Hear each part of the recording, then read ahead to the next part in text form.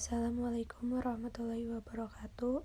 Kami dari kelompok 4 akan menjelaskan materi mengenai kokain. Pertama-tama, kami akan memperkenalkan diri. Halo, perkenalkan nama aku Rayhan Akmal Rasid dengan NIM akhir 126. Halo, nama aku Nisrina Rabani Nabil dengan NIM akhir 134. Perkenalkan, nama saya Nabila dengan NIM 137. Perkenalkan, nama saya Syifa Nindya Sunarko dengan NIM akhir 141. Perkenalkan, nama saya Widya Putri Sania, NIM 145. Di sini kami akan menjelaskan mengenai definisi kokain, bagaimana kokain mempengaruhi sistem saraf, efek samping, bahaya kokain, gejala yang timbul pada pecandu kokain. Apa itu kokain? Kokain adalah obat stimulan yang cepat mencapai jaringan otak dan menyebabkan pengguna menjadi bereaksi berlebihan. Kokain pertama kali didapatkan atau diekstrak dari daun koka pada tahun 1859 oleh ahli kimia Jerman Albert Niemann. Kokain pertama kali dibuat tiruannya di tahun 1859. Namun, baru tahun 1880-an efeknya diketahui di dunia kedokteran. Seorang psikoanalis, Sigmund Freud, yang juga menggunakan kokain, adalah orang pertama yang secara luas mempromosikan kokain sebagai tonikum untuk menyembuhkan depresi dan impotensi seksual. Tahun 1884, dia mempublikasikan tulisan berjudul Uber Coca atau tentang koka, memuji manfaat-manfaat dari kokain, menyebutnya sebagai zat ajaib. Freud, bagaimanapun juga, bukanlah pengamat yang objektif. Ia menggunakan kokain secara rutin, meresepkannya untuk pacar dan teman baiknya, dan merekomendasikannya untuk penggunaan umum. Kita selanjutnya akan menjelaskan tentang bagaimana kokain mempengaruhi sistem syaraf. Nah, apa itu sistem syaraf pusat? Jadi, sistem syaraf pusat itu terdiri dari otak dan sumsum tulang belakang.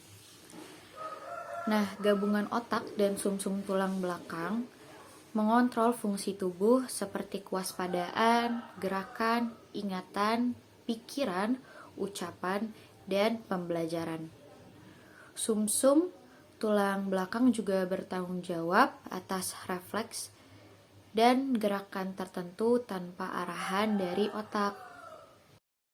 Nah, jika sistem syaraf terganggu, dalam waktu singkat, kokain dapat membuat pemakaiannya.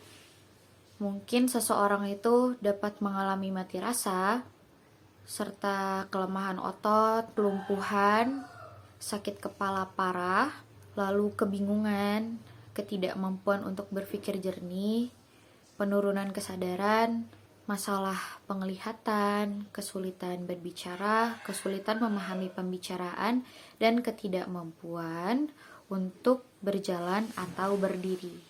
Nah, setelah tadi ngedengar tentang definisi dan bagaimana kokain itu mempengaruhi sistem saraf, sekarang aku bakal ngejelasin tentang apa aja sih efek samping dari penggunaan kokain. Nah, yang pertama ada kerusakan pada jantung.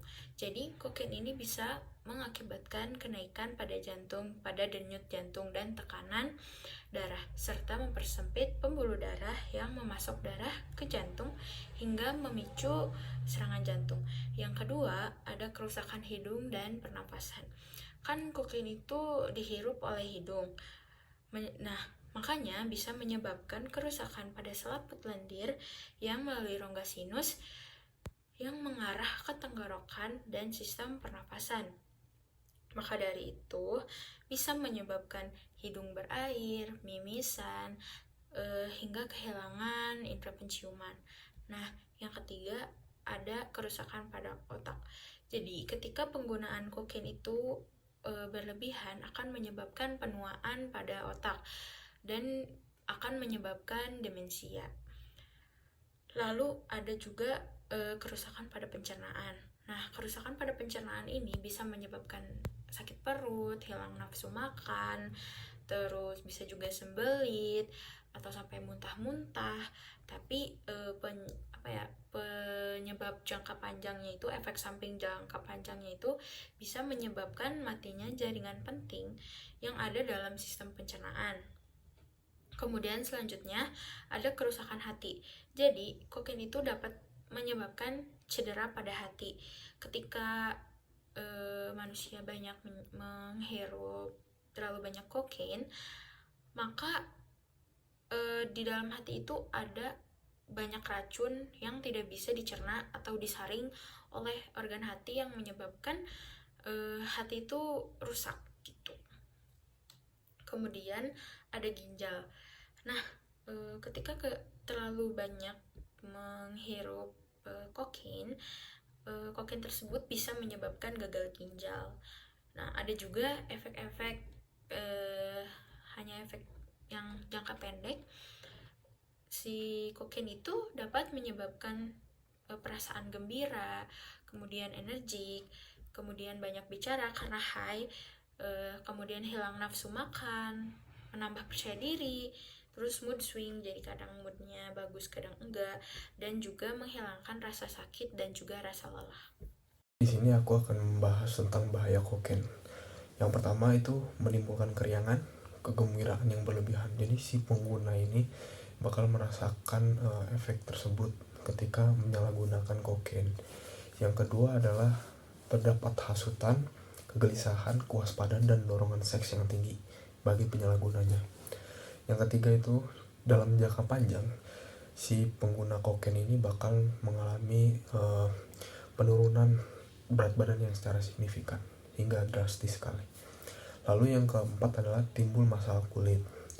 Yang kelima, si pengguna kokain ini bahayanya itu bakal muncul kejang-kejang, lalu kesulitan bernapas. Lalu yang keenam adalah sering mengeluarkan dahak atau lendir pada si penggunanya. Lalu yang ketujuh adalah merokok kokain dapat merusak paru-paru atau yang kita sebut emfisema, yaitu ketika dimana kondisi paru-paru itu rusak akibat zat-zat tertentu masuk ke dalam paru-paru tersebut. Lalu yang kedelapan adalah memperlambat pencernaan dan menutupi selera makan kita jika menggunakan kokain. Lalu yang kesembilan adalah si pengguna ini mengalami masalah paranoid. Yang kesepuluh itu si pengguna kokain ini bahayanya adalah terdapat gangguan penglihatan atau snow like. Yang ke-11 itu si pengguna kokain ini mengalami kebingungan atau konfusi. Lalu yang terakhir, yang ke-12 adalah si pengguna kokain ini bahayanya itu bisa bicara seperti menelan atau slurred speech. Jadi si pengguna ini dalam berbicara itu seperti cadel. Ini seperti tidak bisa menggunakan huruf di mana semestinya. Gejala pengaruh kokain. Yang pertama adalah gejala fisik. Yang pertama, berat badan turun drastis, mata merah, muka pucat, bibir kehitam-hitaman, tangan penuh dengan bintik-bintik merah, goresan dan perubahan warna kulit di tempat bekas suntikan, buang air kurang lancar dan sembelit. Kemudian ada gejala emosi. Gejala emosi dapat berupa sangat sensitif dan cepat terpengaruh dengan akan hal sesuatu. Yang kedua, bila ditegur atau dimarahi, dia bisa menjadi pembangkang. Kemudian ada emosi naik turun. Dan yang terakhir ada nafsu makan tidak menentu atau menurun. Sekian dari kelompok kami. Maaf bila ada salah-salah kata ataupun kekurangan. Billahi taufiq wal hidayah. Wassalamualaikum warahmatullahi wabarakatuh.